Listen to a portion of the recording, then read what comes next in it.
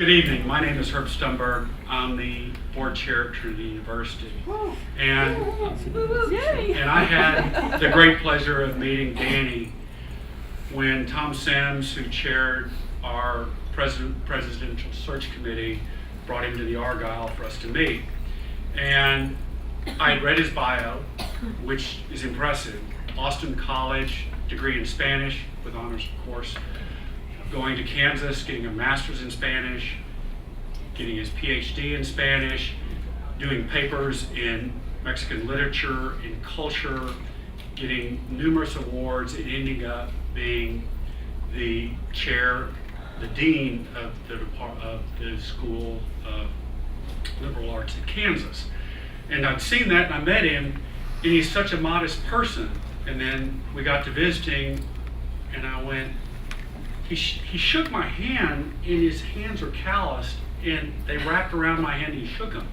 And I thought that was odd, until I realized he was a CrossFit freak. And I say that because maybe out of fear. Rolling tractor tires was something that he enjoyed. You spoke also so eloquently about his wife, Kimberly, who's in the back, and what she'd done as a librarian and how she tried to change the culture of reading in Lawrence. But the one thing about him that I never forgot is he is the finest listener I've ever met. Thoughtful, intuitive, and throughout our career, it has always been our conversations pick up from where they last left. And I have been amazed. And why that's important is that he does that to the chairman of the board of trustees, and he does it to every student at Trinity. And we have great research that goes into Generation Z.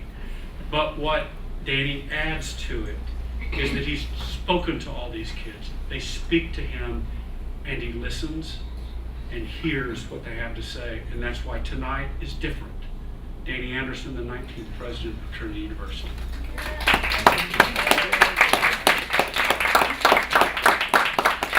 Thank you, Herb. I'm very flattered by that introduction, and I do love to flip tractor tires. I wish I could still keep up the energy that I had when I learned to do that. I want to talk tonight, and I want to thank you all for being here, about what is going on in higher education today in the United States. And I'm going to save my Trinity promotional parts to the very end. I didn't know when I was planning my comments whether I'd have a really wide cross-section of people.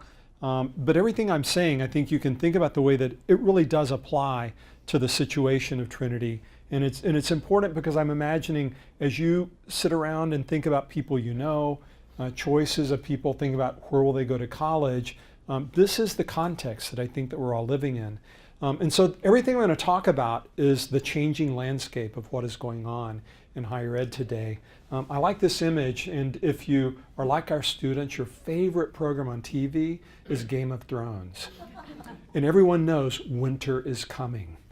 So here we've got summer on one side, winter on the other. And that may sound a little bit ominous, but the challenge when we look at what is going on in higher ed is that we all expect there to be challenges ahead. We think that there are headwinds coming, and we have to think about what are things that we can do to really be prepared to face them. The three key areas that I want to talk about tonight in terms of some of those headwinds would be thinking about cultural changes, about how people think about what happens in college, some of the demographic shifts in terms of who will be going to college, and then a little bit about some of the economic shifts that are happening. How is it that people are thinking about the business plan of what happens in college? So as I look at this, just to talk about culture, this slide here, I'm going to jump into the diagram first and just help you dissect it. It's very complicated. The black lines, it's a kind of whisker graph is what we call it. The people who think college was worth it is in that black line that ends, and then the color part shows the change in opinion. So this is comparing 2013 to 2017. So just to give you an example, looking at this top line, all people, about 55% thought it was worth it. And then in 2017, it goes down to below 50%. You've got an increase in people who think college wasn't worth the cost.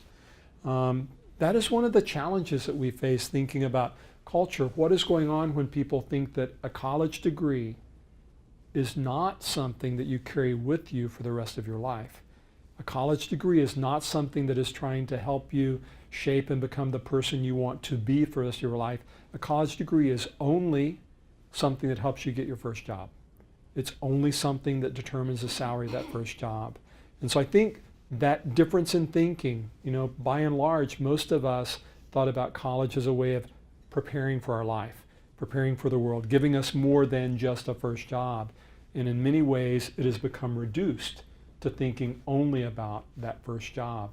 And that is sort of the shift that is emerging in terms of, does college help you as much get that first job or not? And I think it's really interesting when you dig in and look at a lot of the information. For me, this bottom line is the one that I think is a great contrast. When you look at the very bottom here, people who get a college degree still think it's worth it. It's people who haven't had the experience or haven't been able to access that have a question about it. Which for me is, on the one hand, is a little bit about what's going on in terms of the consumerism in our culture, turning college into a commodity. You want to think I can pay for X and I'm going to get Y in exchange. And college has never been that reducible in terms of something that you're thinking about. But that is the context that we live in right now for many people and a lot of our culture. Just as you think about reading newspaper editorials or listen to people talking around you, often the value of a degree is reduced to that one element. Politicization is also a key part, I think, of what's going on right now. There are very interesting surveys going on, and as you think about how polarized our society is, often colleges can be the place where you see that played out. And as a result, many times people think college isn't worth it because college campuses are too liberal. And so there's a little bit of a backlash also against colleges as a part of that polarization. The next thing, thinking about big changes that are underway, the demographics. This is something that I'm always amazed when I listen to people talk about colleges, and they will end up being surprised. Oh, there weren't that many students applying. What are we going to do right now? We ought to be looking, and Trinity does. Any place that is ahead of the game is looking at how many people were born 18 years ago to know what is the market of students being ready for college.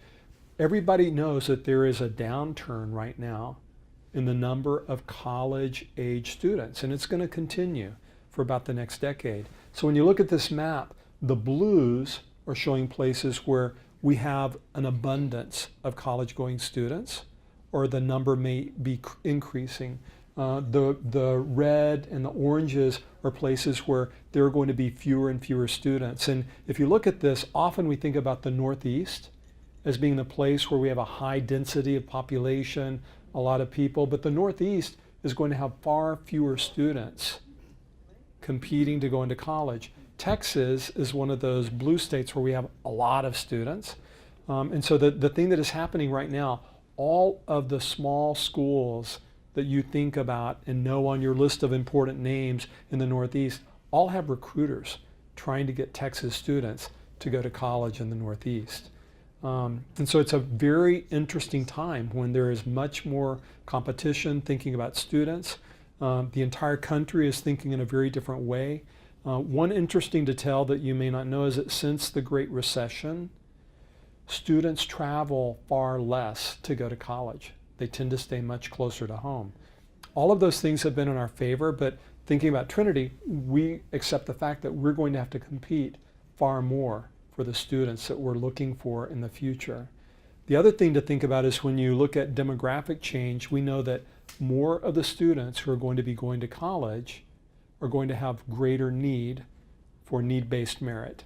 They come from families that do not have as many resources. If you look at the demographics, college-age students, the majority is quickly going to become Latino. We're going to have many more African-American students. So the thinking about how do we change so that we can serve the students who are coming to us and help them achieve the success that we all want them to have so that our country will continue to be prosperous, competitive, have very informed, intelligent leaders, all the things that we want them to get from that education. So there are a lot of very interesting changes just thinking about demographics. This next slide, I'm going to show you a couple that think about the economics of higher education. And just to think about a few of the things that I assume you read in the newspaper, everyone is concerned about student debt. There was an article in the New York Times about a year ago that told the story of a woman who had a couple of $100,000 in debt. And I read those stories and end up thinking, oh my God, we've got all of these students with this incredible debt. It's something that I pay attention to. I read and analyze very carefully. I think this chart is really important for helping you think about why that is a myth. That is not true. We do not have the majority of people out there with unbearable quantities of debt. This first line right here is showing undergraduates who have degrees from a four-year college, and it's looking at the percent of them who have different quantities of debt. The dark blue is students who have less than 5,000. The light blue is students who have about 5 to 10,000. The light green is 10 to 20,000.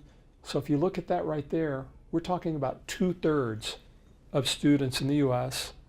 who have a college degree have less than $20,000. 20 to yeah, that's, I'm sorry, go back. 20, I'm doing it right. This right here is 20 to 40, and that is 40 or above. So undergraduate students from four-year colleges, by and large, are not carrying huge quantities of debt. This next line is looking at graduate students, and the thing that I would notice is just compare, and basically the way I think about this is, a third of the students up here have $20,000 or more. Right here you've got 2/3 of the students have 20,000 or more. And if you think about people with medical degrees, they are the individuals who are getting hundreds of thousands of dollars of debt, law school students. But the thing that I think is really important to think about when people talk about student debt, students who never get a degree. They may have taken out $10,000 for a couple of years of college. They decide this is not the right thing for them. They don't end up with a credential that helps them get a good job. Or it may be a student who goes to a for-profit trade school. They take out just a couple of $1,000s of debt to take one class, think it's going to help them get a job, and they don't get a credential. They don't get a better job. That is the majority of individuals who are carrying these quantities that add up in terms of student debt. And so I would just encourage you that as you hear and read about student debt, focus in more detail on, did this person get a degree? And how much debt do the students with degrees really have? Because I think students at Trinity, we monitor it very carefully. We know that half of our students graduate with zero debt, and the half that does graduate with debt, they have on average about somewhere in the high 20s. So it is not something that even a private school is putting students into huge amounts of debt for the majority of them. This next slide is just thinking about maybe the bigger scenario of why did students start to gain debt and why do we talk about it.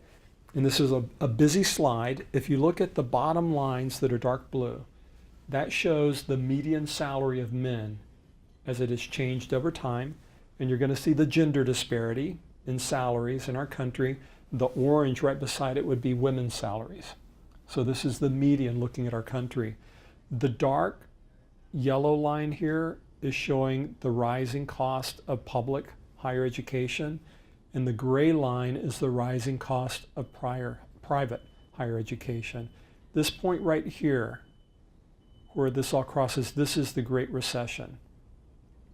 And for me, the thing that I look at, and I try to end up asking myself, how did the public universities avoid increasing at the rate that private universities did? And the answer is because this was the job that I had before I came to Trinity. You hired part-time help. You did not hire full-time professors. You did not hire people with PhDs.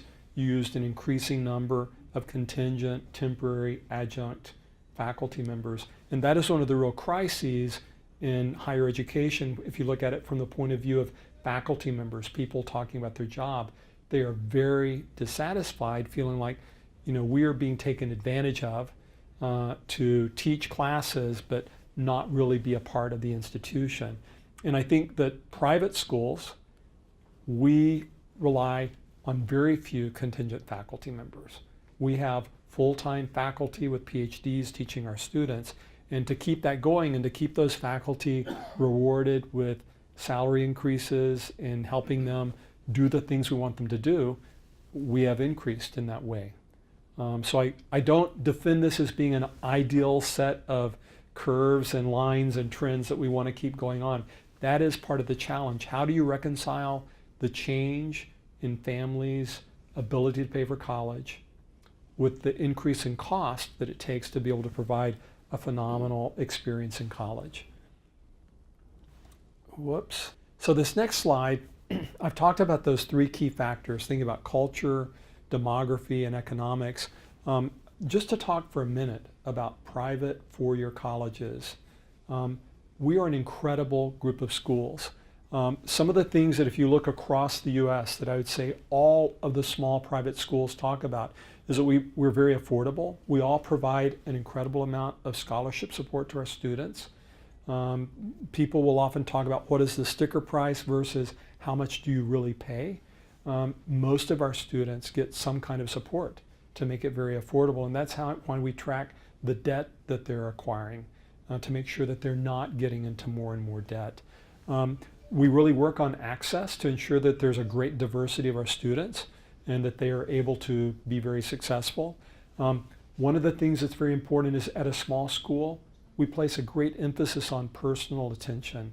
I know just at the cocktail hour mingling over here, I heard multiple separate stories from individuals in this room who have family members who have attended Trinity describing that very personal experience that made a difference in that student's life. Everything we do is looking at how do you look at the individual student, his or her success. We have a lot of alumni who brag. They praise that experience they had. I'm looking at one of my colleagues here, Mike Bacon, who is the Vice President for Alumni Relations and Development at Trinity. One of the challenges that small schools have is even though our alumni talk in very praiseworthy ways about what they do, they don't often support the school. And so one of the challenges is we're always trying to help alumni understand that their giving really does increase the quality of the experience that we can provide to future students, and we're always seeking their support. And then the last is thinking about small schools. We contribute to the public good in phenomenal ways. The letters are too small to read on the far side of the screen there, but it's the results from a Gallup survey that in 2015 went out and looked at a lot of students and asked them about what made a difference in your life. Contrary to that first slide that I showed you where I was talking about families worried about that very first salary and the very first job, if you look at people 15, 20, 30 years out, the thing that makes the biggest difference in a student's life is when a faculty member, as an adult mentor, takes a personal interest. When you have someone who looks at you as a young person emerging and helps you see your potential, that has a bigger effect on your lifelong satisfaction, your sense of meaning and purpose, and that small schools are off the charts in terms of what we can do in terms of providing that to students. You may be able to do all kinds of things to scale up for huge mass replication, achieving certain kinds of credentials or test scores, but that one-on-one impact on a person is something that it takes one-on-one faculty members who truly care to be able to do that. And private schools like Trinity are phenomenal in what we can accomplish. The thing that Herb mentioned is right now, as I think about where small colleges are, Generation Z has arrived. They were born between 1995, 2000, and they are in full force at the university.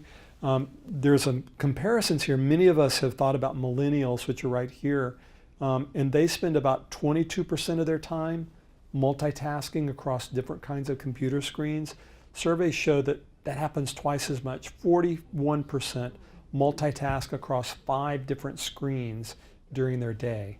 This is a generation of students that they have lived with mobile cell phones, computer screens, iPads all their life, and their relationship to technology is very different from ours. It's also one of the interesting challenges in that we have some of them who, even sitting in the same room, might prefer to send you a text message rather than talk to you. You know, so there's a lot of interesting work to try and help them think about, you know, we want you to develop holistically as a full person, which may mean that you need to evolve in your relationship to that screen.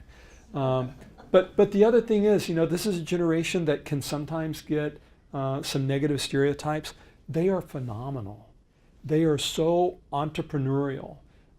They have this comment here about 64% value higher education, which is a fewer percentage points than the millennials ahead of them. They think they can go out and do it. They are creative. They are looking at how do things work? How could they take the bull by the horns and just move out there and do the things that they want to do? I just love talking with them. Their energy, their positivity, their sense that we can make the world different is phenomenal. So I'm very excited to see what will happen as they move through college. This list here, some of the other things that I would say about them is, if you think about an 18-year-old today, by the time they were old enough to think about what's happening around me, the only president they knew during most of their life was Obama. And then they watch Trump come, and so their sense of gridlock under Obama, and then watching the dynamics of polarization today, they have never seen us at our best as a country when our system is working really well. They've seen us all be discontent and things not working and people not being in agreement. So they're much more cynical about how the system could work. The other thing is their parents were all experiencing the Great Recession and they've watched that. So they tend to be a little bit less trustful that everything is just going to work out okay. And as a result, they bring more anxiety. They have more depression. All colleges are looking to think, what can we do to provide mental health support to our students who need that just as a part of their routine existence, which is very different from earlier college cohorts. They will be 20% of your workforce in just a few years. So they are on their way, you know, and we all have to be able to think about how do we help them be successful. I'm going to switch a little bit here and just for a few slides talk about Trinity. You know, we are doing so much to rise to the challenges that I've described. I love the kind of things that are going on, and that this block right here is describing the key features of a Trinity experience. We have lots of experiential learning. We get students out doing the thing that they're studying. That may be an internship, but often in classes, rather than sitting and studying theory, we want them out doing the practice of what it is that they want to learn. Global, we try to have all of our students engaged in an international experience. Interdisciplinary, the thing for me that I think about that I love in terms of what we do in interdisciplinary is that Trinity has had business and engineering for decades. We've had business since the creation of the school in 1869. That is not common for small liberal arts colleges. And it is such a benefit because our students can blend business, engineering with liberal arts. When they go out and they compete for a job in business or engineering, they stand out because of what they can do in their ability to express, analyze, and rise as leaders. And our liberal arts students have phenomenal skills because they have learned to think in much more entrepreneurial and professional manners so that they think about how are they going to apply everything that they do. If you just look at some of the brag points here, we have about 2,500 students.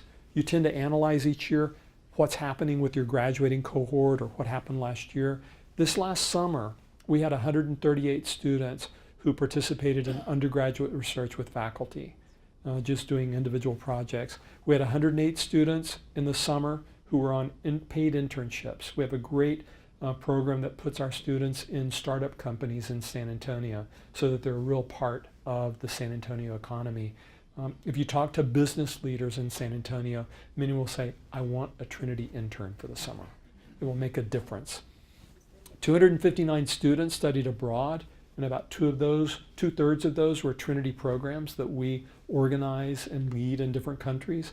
And then we have had 40 different startup companies created by students since 2013. Small student companies getting things going. Collectively, they have raised $9 million in capital to fund their projects. That is phenomenal for beginning students who, many of them in their first semester, are creating those businesses. I'm trying to think, it's next week or the following week, we're going to have the Stumberg Pitch Competition. If you want to come to Trinity for a fun evening, it is the thing to do. In the spring, we have about 20 teams that compete for funding. We select 4. We give them money so that during the summer, they can invest in developing their startup ideas. In the fall is when they compete, those 4 teams, for a $25,000 pot, and they'll spend the entire year developing that business idea. They're phenomenal. It is a room of energy like you wish you could bottle and take home. This next slide is just talking a lot about the kind of things that have been going on for the university. We're now a National Historic District. Some of the people who arrived earlier tonight were asking questions about the fact that this past year, the college consensus rankings looked at all of the prior year's rankings and placed Trinity #1 in the state of Texas. We're really proud because we have often been #2 behind Rice. And so people love that bragging right to see when there's a flip-flop and you get to be in the #1 position there. One of the things that we have really worked hard toward is trying to get people to see us, to know us. Our applications have increased from about 4,000 students a year to almost 9,000 students a year. That means that rather than admitting over half of your students, now we're down to admitting only about 1 out of every 3 students who applies to come to Trinity. And the overall quality of our student body continues to be stronger every year. This last year we had our largest entering freshman class in history. Usually we have about 640 students who begin, and we had almost 700 students. So we really feel like people are beginning to learn about Trinity and pay attention to the great quality of things that are going on. I want to close with a quotation. I'm not going to read this in great detail, but this is a quotation written by a university chaplain, and it's at a point in her book where she's talking about sort of the mixture of things that happen in a college student's experience.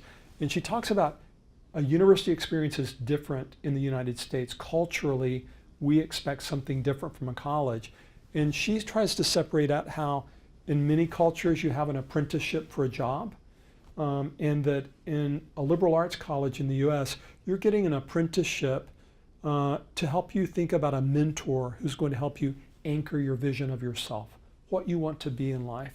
And then I like the way that she talks about how you're navigating your course of study, thinking about moving toward full-time employment, of thinking, challenging, and investigating your assumptions about the world, dealing with the big questions of meaning and purpose. But then she says also a big part of college is found in the pauses along the way, whether it is in the winter recess or summer breaks or time in the quiet, I'm sorry, that's a typo there, the quiet of a chaplain's office or reflection groups that provide perspective on internships or service trips. These are times to listen deeply to the heart, the text, the teacher, one's peers. Reflective opportunities take students into the territory of the human soul where dreams reside.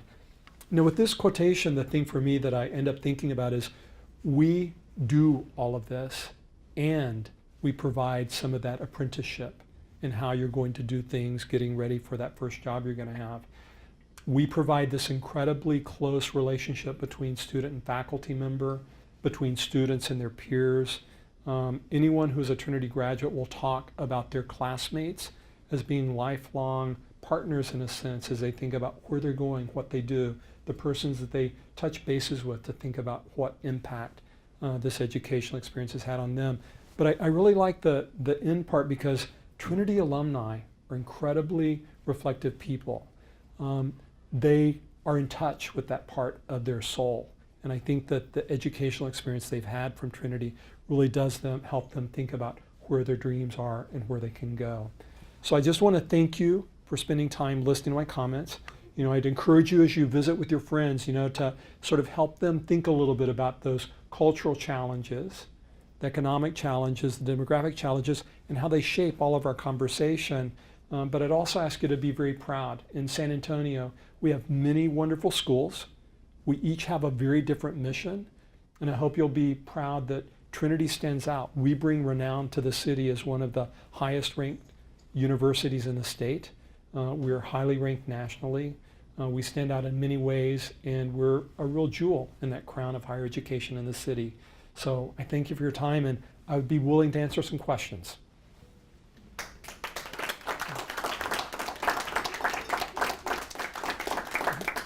Yes, Pat. Could you talk about how online classes have impacted higher education? So if you look at online, one of the things that has happened is if you think about the Great Recession, 2008 to 2010, most universities were thinking, how can we generate more credit hours that students will pay for and cost less? And one of the theories was if higher ed can crack the nut of teaching classes online in a good way, and there are big debates about what is good, what is the quality of online education, that could potentially answer that question. Could you serve large number of students at a lower cost through online? I think that there have been a lot of iterations about ways to do that. Some, I think, are achieving better quality than others. Most of the research shows that graduate degree programs where the learner is highly motivated and they're going to apply what they're getting in a very specific way benefit more. I think there is more reservation about how effective it is for undergraduates acquiring basic skills.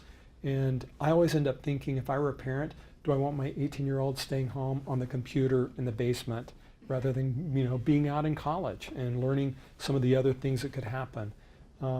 For a school like Trinity, for a residential liberal arts college, I think the topic around online is how can we use it to do what we do better? I end up thinking, what would happen if I had some good online classes and I was very confident about their quality, and I had a student who was having challenges in the first year and they had to drop a course, and I had a way that they could take it online from their house in the summer so that they were on time, keeping up with where they wanted to be when they returned in the fall. Or if I had a student on study abroad who needed one certain course and I could offer it to them online from a distance so that they were really keeping up with some technical area that they were studying. So I think the way you use it is really the important thing, but I don't feel like for a lot of universities it's had the promise of generating the revenue that people expected it to in 2008 at the quality that they thought. Yeah. Yes? Can you tell me a little bit about Trinity and diversity and international students? Okay, so if you didn't hear, the question is, can I talk about Trinity, international students, and diversity? I'll tell maybe a little bit of a personal story. I was so excited to come to San Antonio and to Trinity because this is such a diverse city, and Trinity as a university is very diverse. We have about 20% Latino students. We have another 5% of our students who identify as being 2 or more different ethnicities. We have about 5% African American students. We're about 9% Asian American students. When we add everything up in terms of thinking about international and U.S. underrepresented minorities, they make up about 45% of our student body. And so that means that our students who are from a dominant group are getting a huge experience of thinking about the breadth of kinds of diversity in our country, which is great for us. It's really phenomenal. International fluctuates between around 8 to 10%. We tend to have, we work hard not to let any single country dominate. So I know that at many countries, many universities, you may hear stories about a large number of students from China or a large number of students from India. We do have some students from China, some from India, but it's only a small handful. We have a handful from Ecuador, some students from Mexico, from Spain, Turkey, France, Germany. We really do work to try and keep a large diversity of students from different countries. Yeah. Other questions, things you wonder about? Bill? What's the percentage of students from Texas as opposed to outside? So the question is asking about the mix of in-state and out-of-state students. Trinity typically has had probably about 75% in-state Texas, 25% out of state. We've been able to move that a little bit. Right now we're probably down to being closer to 70 or upper 60% from Texas and getting more from out of state. And that's one of the things that we're looking at, thinking about how broadly can we draw students from a wider range of places.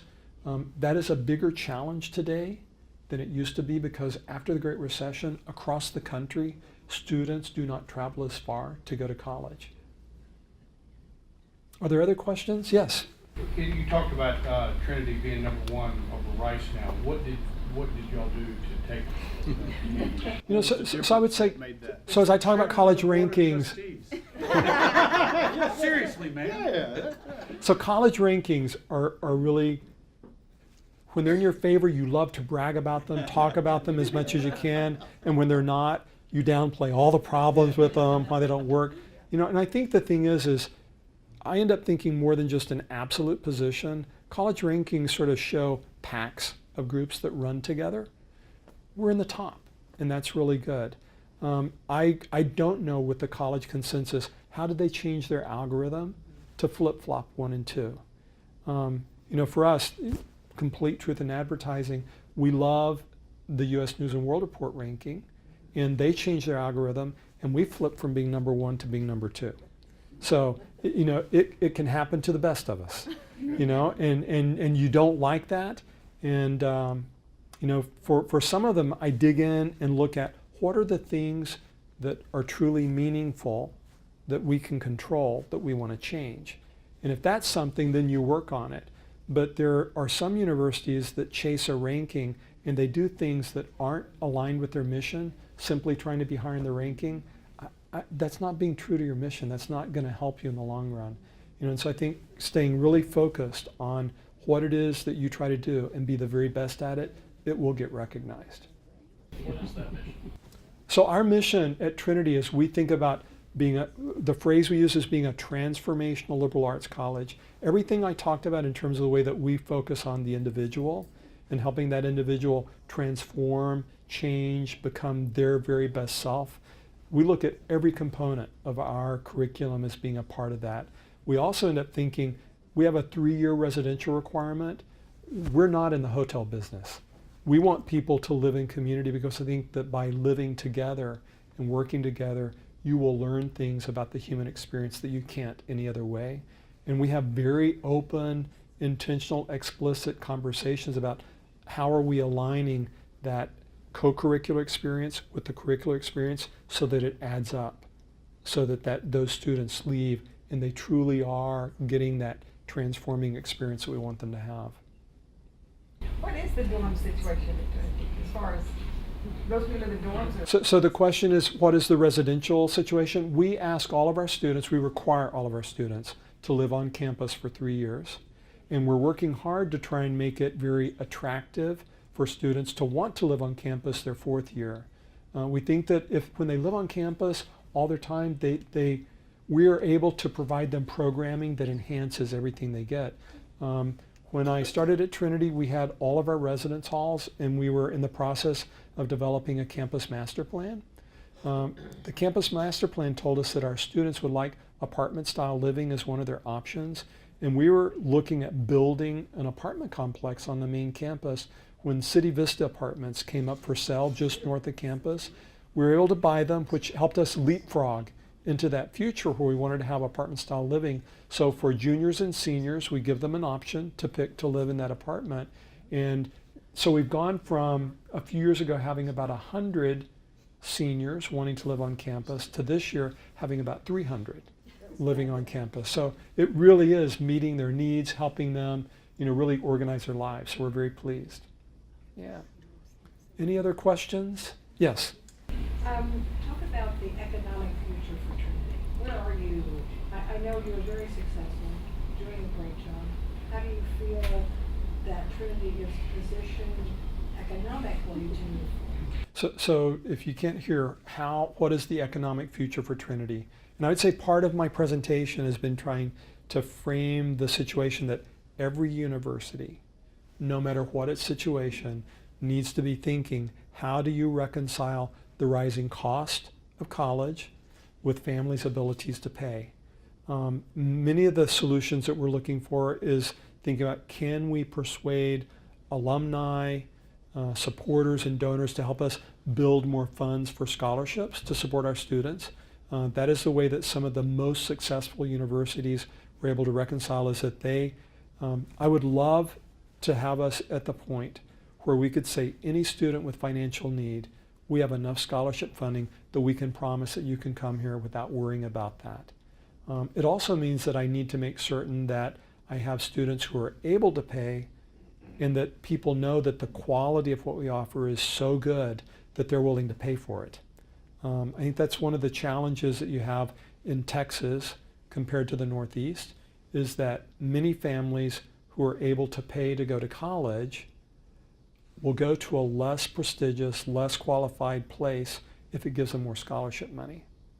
And we'll find students who have less ability to pay are far more willing to take out debt to go to the best college that they could attend. And so it's a very interesting behavior that we're watching. And so for us, it means for the families that could pay, we have to work on persuading them this experience is worth it. And for the students who can't, we have to find ways to provide more support.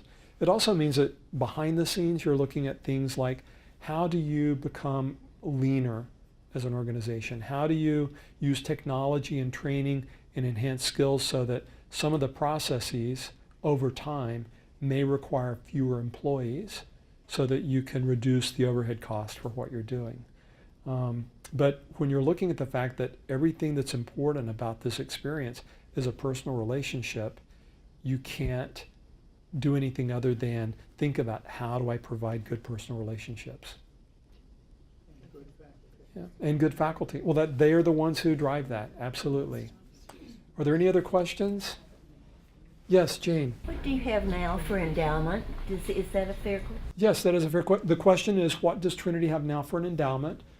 We have $1.3 billion.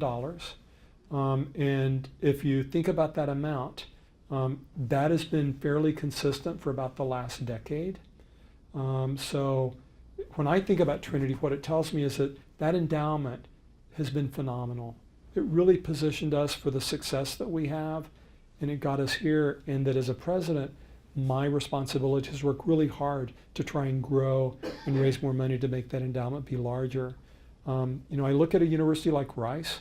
They just announced this week that for low and middle income families, they would meet full need for those students to be able to attend.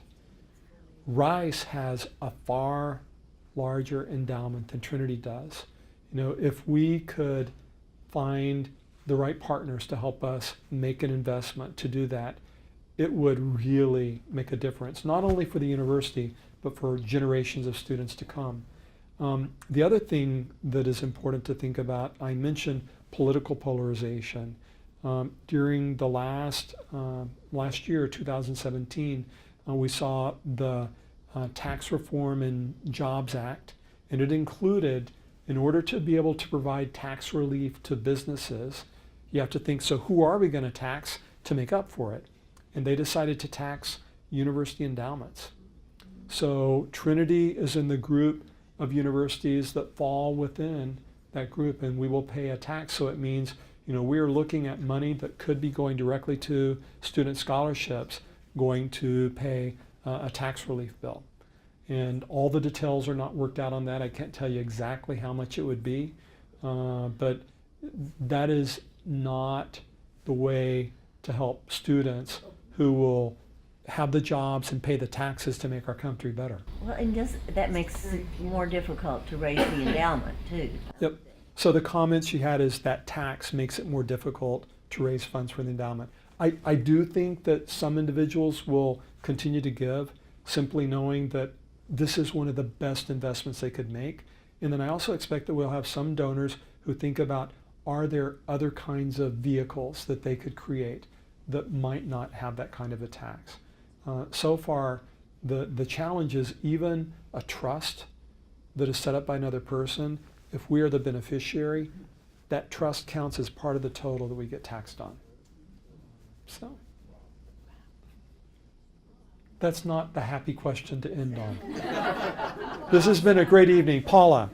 I'll ask a question more about the students. Okay, so we talked about the Generation Z and how difficult it is for them to engage one-on-one and not by text or by, whatever.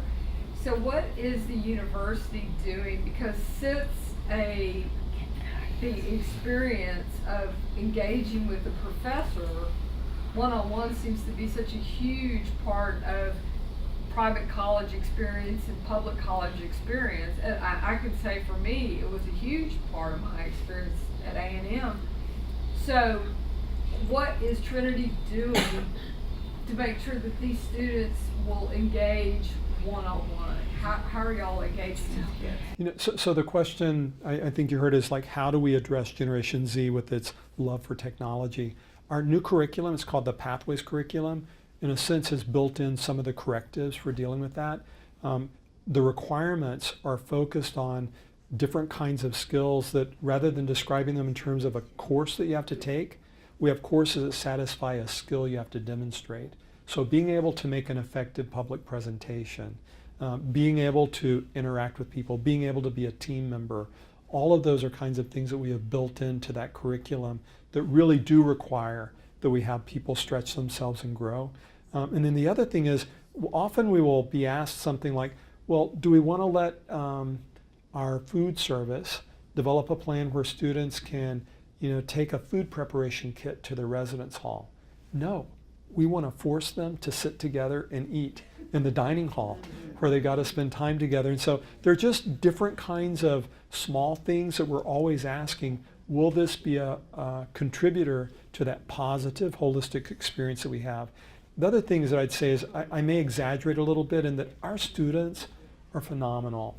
They may have a little bit of a leaning toward the technophile side, but they do a great job in terms of stretching themselves, trying to reach out and do things. One of the rituals at the university when they start is that we have every beginning student climb the Trinity Tower, and I as president am standing at the top, and I greet them all individually.